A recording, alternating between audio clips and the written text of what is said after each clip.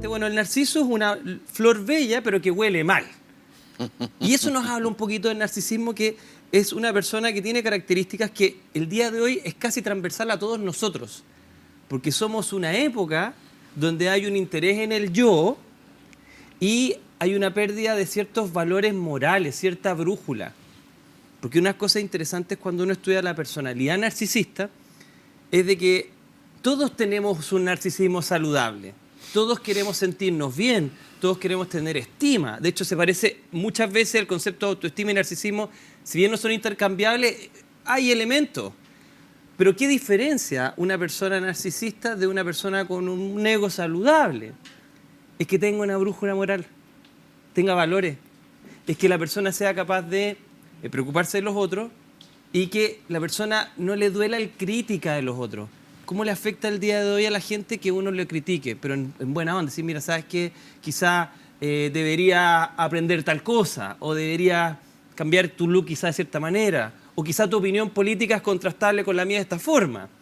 Entonces, lo que descubrió, por ejemplo, Kember, que lo dejamos mencionado la semana pasada, que es un chileno, un médico chileno, pero que trabajaba en Estados Unidos, un psiquiatra, o trabaja, no sé si está vivo aún, que es uno de los que más estudió este asunto, hablaba de que en la interacción con los otros es muy mala el narcisista. Aparte de sentirse, como todos entendemos, superior al resto, importante, encima de las personas, contando éxitos y logros que realmente nunca ha tenido, etc., también es una persona muy envidiosa el narcisista.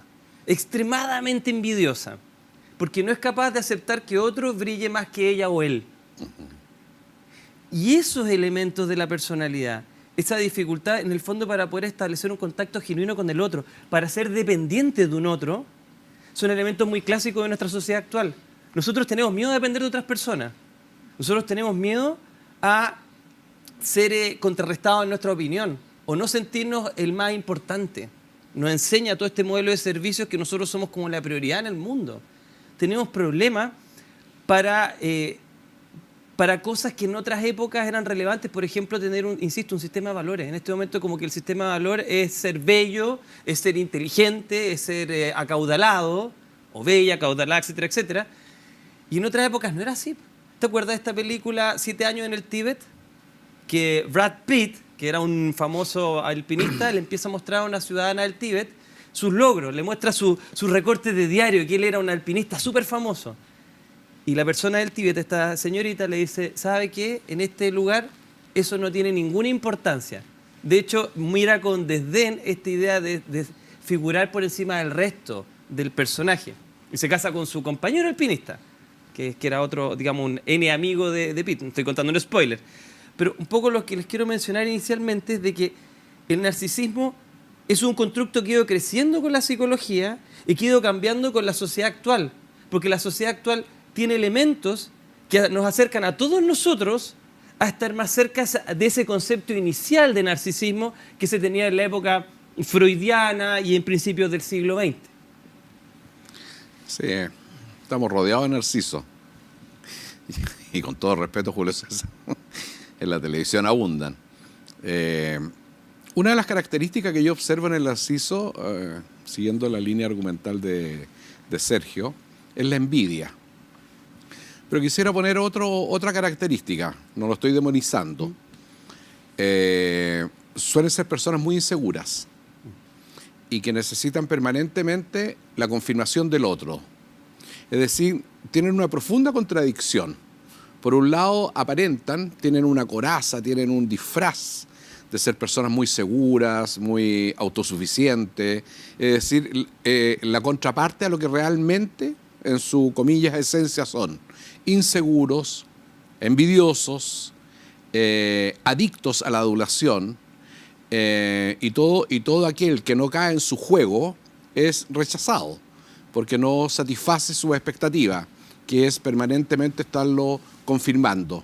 Es decir, él dice algo y hay que reírse, él dice algo y hay que estar de acuerdo con él.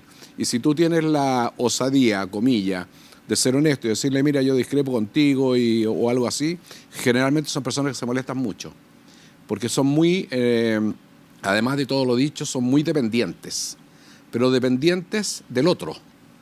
Y entonces se suelen rodear de otros. Ahora, tú pusiste un punto que es muy interesante, Julio César.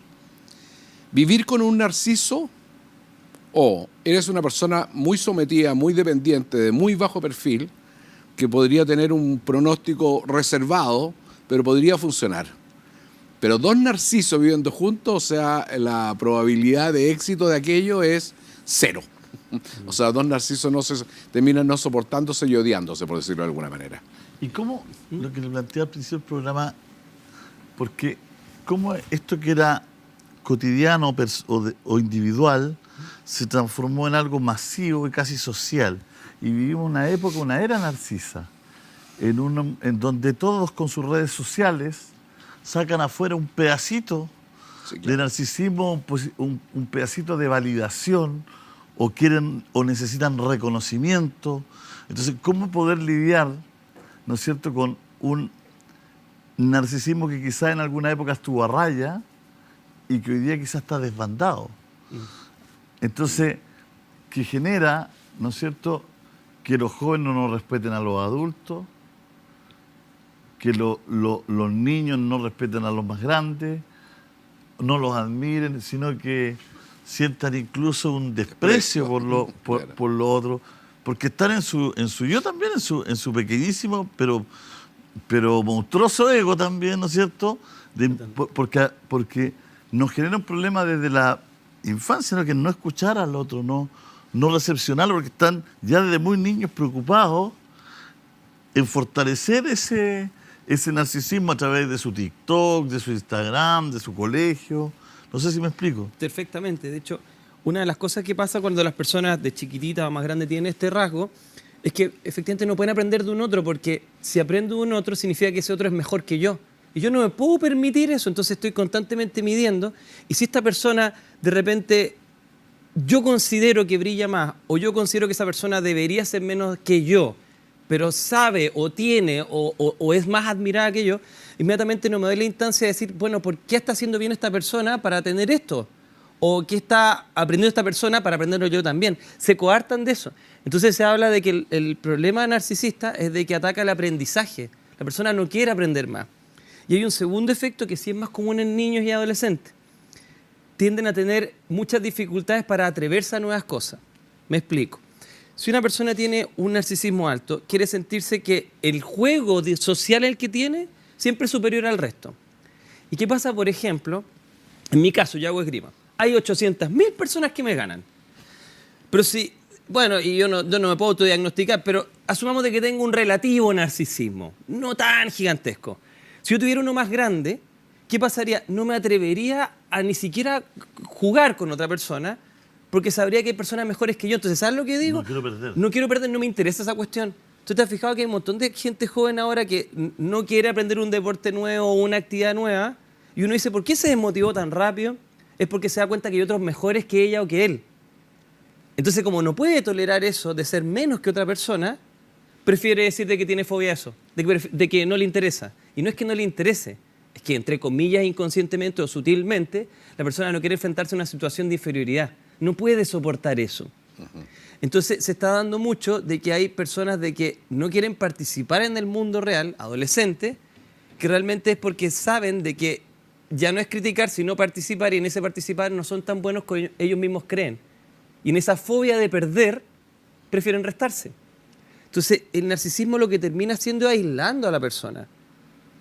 Hablabas de la dependencia. Los narcisistas, efectivamente, tienes toda razón, son dependientes, pero no quieren mostrarse vulnerables frente al otro. Entonces la dependencia es más bien de un like o de ser un suministro para mí, ya vamos a hablar de eso, pero muy poco de decir yo genuinamente dependo de ti, Julio César, y vamos a ser amigos.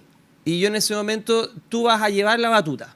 O en pareja, sabes que yo voy a depender de ella y voy a ayudar a satisfacer sus necesidades, pero ella también me va a ver vulnerable, me va a ver frágil. Y a pesar de ello, me va a querer. No se lo permiten. Lo que sí se permite es el suministro narcisista. ¿Qué es eso? Que es parte del narcisismo maligno, que es la versión más mala, que está asociada a las psicopatías también. El suministro narcisista es la persona que está constantemente dándole combustible, sí, claro, a este ego inflado y esta alteración de la personalidad. Entonces, normalmente un narcisista está con una persona devaluada o que normalmente le puede mostrar al otro lo que él quiere creer de sí mismo o ella quiere creer de sí misma. Ahora, el problema más grave es cuando se transforma una herida al ego. Por ejemplo, imagínate algunos de estos personajes que hablamos sin nombre, públicos. Si alguien les dice lo que ellos creen de sí mismos en términos de su inferioridad y es capaz de generar una crítica aguda de eso, esa persona se transforma en un enemigo público para ese narcisista. Y en casos graves, como los dictadores, es capaz de ser eliminado por el sistema.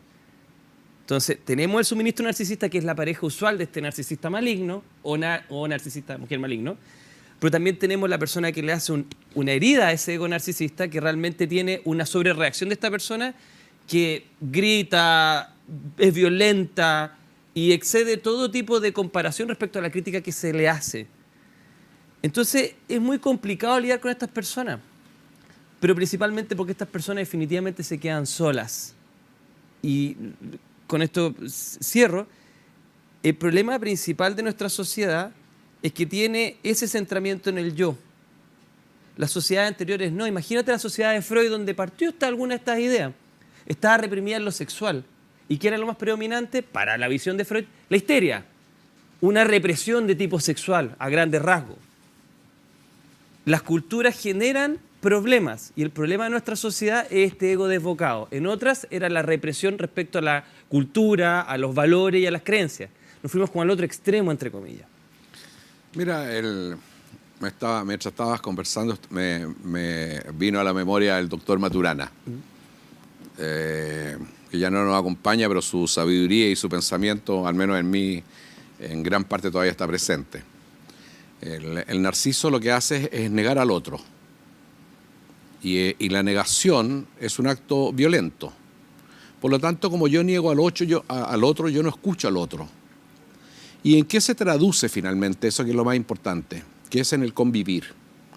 Vuelvo a reiterar, convivir, tener amigos, narcisos o líderes políticos o gente referente, narcisos, lo que hacen es debilitar la capacidad de la construcción de redes, llámese familia, llámese amistades, llámese entorno social.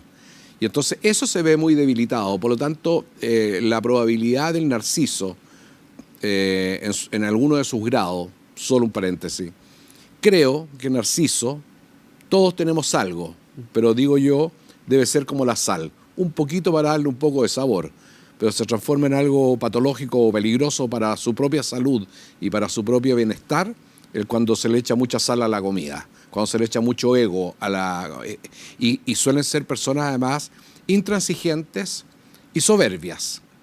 Y desde mi punto de vista, si hay algo sintomático de la falta de inteligencia emocional, es la soberbia. Todo ser soberbio tiende a ser narciso. Y la pregunta del millón: ¿cómo se recupera una persona así? ¿Cómo una persona así que se da cuenta, de repente dice, oye, yo estoy fallando en algo, estoy en una posición de superioridad, no sé, a lo mejor no tienen las palabras y no tienen las herramientas de profesional, pero dice, estoy en esta actitud? ¿Cómo se trabaja una persona así? Mira, el mejor ejemplo, el ejemplo que voy a hacer es súper poco clínico. Voy a dejar acá. Pero no sé si alguno de ustedes vieron Marvel. Ya, mucha gente no va a entender la referencia en la casa, pero espero que sí. Hay un personaje que es bastante similar a esto que estamos hablando de narcisismo, que es Tony Stark. ¿Se acuerdan? Iron Man, un personaje que es un multimillonario, solo, la persona con más plata en la Tierra y súper inteligente. Y que se dedica a utilizar a las personas como peones. A las parejas que tiene, y después se arma este supergrupo de superhéroes. Y en la última película, el tipo se sacrifica por los otros. ¿Cómo tenemos esta evolución de este personaje? De ser un personaje totalmente centrado en sí, a un personaje que es capaz de sacrificarse por otro. Porque se da cuenta que hay otras personas que son más importantes que él. Sus hijas, su señora. En la película se casa con una persona que no va a contar, ya conté como la mitad de la película en spoilers, pero ¿cuál es la cura? Una de las cosas que puede ayudar a este narciso es formar un lazo genuino con otra persona. Las personas con un narcisismo alto no forman lazos. Claro. Tienen severos problemas formando lazos. De hecho, cuando he tenido cercanos que tienen este asunto, o por lo menos yo lo veo así, Y en el momento que pueden tener una pareja que los puede querer realmente, huyen. También a veces tiene que ver con la estructura de apego evitativo, pero si se suman más cosas, podría ser esto otro. Entonces, amar es una cura al narcisismo. Byung-Chul Han habla de eso también. Acuérdate de la agonía del otro. En un libro habla de que realmente las parejas ya no existen porque uno es solo uno. Y cuando aparece el otro que es distinto, yo me alejo. Entonces, por ejemplo, amar y depender es algo relevante. ¿Cuántas de estas personas no tuvieron buenas relaciones con sus familias, con sus padres, con sus madres? No pudieron establecer lazos de mutua interdependencia, donde yo sé que tú vas a estar ahí independiente que yo sea bueno o malo, independiente que yo sea destacado. Y por ejemplo, tú con tus perritos, tú no vas a querer más a tu perrito porque está más viejito o porque es más joven o porque es más grande. Lo quieres porque es él. Y eso al narciso le cuesta entender de que genuinamente yo te puedo querer, independiente de tus habilidades. Adelante, sí. Pusiste un tema extraordinariamente bien puesto desde mi punto de vista, porque hay dos preguntas que hay que hacerse. Una es la que hiciste tú, es cómo se mejora, digamos, de esta patología, porque termina siendo una patología que lo daña a sí mismo y termina dañando al otro. Hay una pregunta que yo creo que también es anterior y que hay que preguntarse.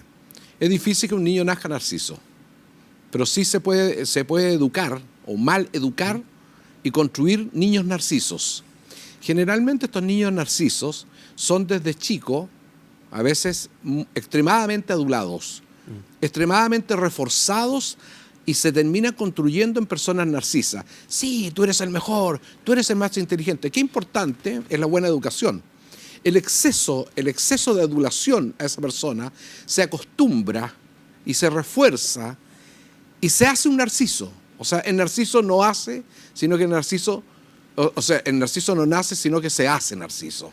Yo no creo que haya una persona que nazca narcisa. Deben haber casos, pero deben ser casos extrañísimos. Pero en el global son niños mal educados. Y muchas veces responsables son los que lo rodean, padres o sustitutos, lo que se llame. ¿Cómo trabajar eso con una madre, un padre, que le dicen, refuérzale lo positivo, para que se quiera, para que tenga más seguridad en él, para todo? Porque seguramente la gente te está viendo y está diciendo, chuta, yo le estoy reforzando todo el rato, eres el mejor, eres bueno, campeón, vamos arriba, eres el mejor para esto, eres inteligente, para darle seguridad. Extraordinaria la pregunta. Entonces, después tú dices, chuta, y se nos pasó la mano. Se nos pasó la mano. ¿Y cómo lo hacemos en un ámbito donde los cabros están tan metidos en esto de la red social, están tan metidos en esta red, que son súper inseguros realmente, que tienen miedo al rechazo, que están viviendo constantemente el miedo a ser rechazado y al ser burlado, porque antes te burlaban de ti 3 compañeros. Hoy día si se burlan de ti por una cuestión de Instagram, se burlan de ti 300. Sí, claro. Y para un niño eso es feroz. Para un niño de 9, 10, 11 años, 12 años, 13 años, es feroz. Es feroz que te diga, no, llegó con un diente, tiene el diente chueco, el diente chueco. Que antes, claro, se reían en tu curso los dos de atrás y tú le tirabas ahí el plumazo, ¿cómo se llama? El borrador, en la cabeza, armaba una toletole, una pelea. Pero hoy día resulta que tú ni eso, porque un niño que tiene un diente... 300 cabros riéndose de ti en el chat del colegio, del curso. Entonces los papás reforzándole la seguridad, lo positivo. Sí, claro. Entonces, es una... Mira, en general los niños hemos aprendido de 2 maneras, encuentro yo. Uno, imitando lo que son nuestros, comillas, padres o referentes. Entonces, si tú tienes un padre, un referente, una madre, un círculo de narcisos, es altamente probable que tú desarrolles esa conducta. Primera cosa. Pero curiosamente también a veces pasa que tenemos un segundo aprendizaje del cual se habla poco, que es que cuando yo aprendí que mis padres eran alcohólicos, te estoy poniendo un ejemplo, yo nunca más tomo o no tomo nada. Es decir, tenemos 2 tipos de aprendizaje. O tú imitas una conducta o tú la rechazas de modo tal que te haces, comillas, contrario a esa conducta. Eso es por un lado. Segundo, el tema que puso Sergio. El amor el buen amor, porque hay un mal amor también, un mal entendido amor, es cuando yo le digo a una madre que va a ser sobre todo primeriza, le digo, hay un antes y un después en tu vida.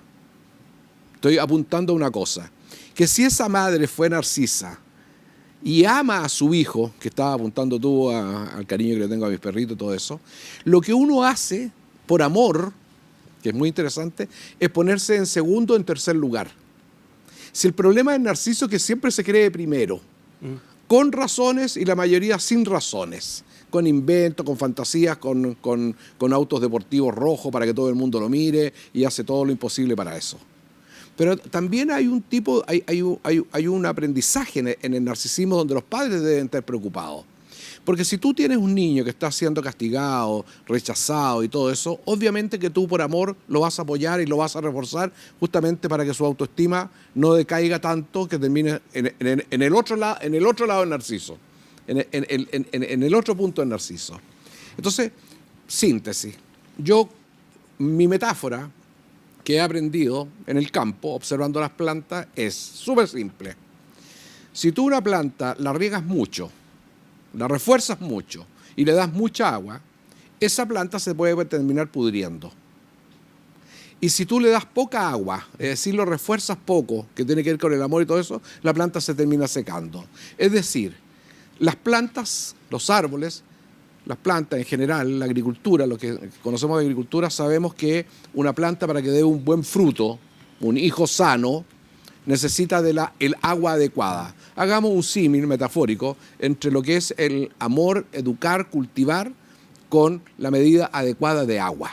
Y muchas veces pasa que nos equivocamos en esto. Y por querer tener algo mejor, lo que caemos son en los excesos. Y el exceso de adulación es probablemente la formación de tener mañana un niño narciso. Con esto termino, cuando yo observo, cuando yo empiezo a observar que mi hijo, muy bien reforzado, que lo quiero, que lo amo, que lo estimo y todo, está teniendo rasgos narcisos, es decir, le cuesta tener compañeros, suele ser muy soberbio, suele estar cambiando permanentemente, suele estar muy preocupado de las redes sociales y de la aceptación. Es decir, una serie de síntomas. Yo creo que es tiempo de decir, parece que el agua que le estoy echando es mucha.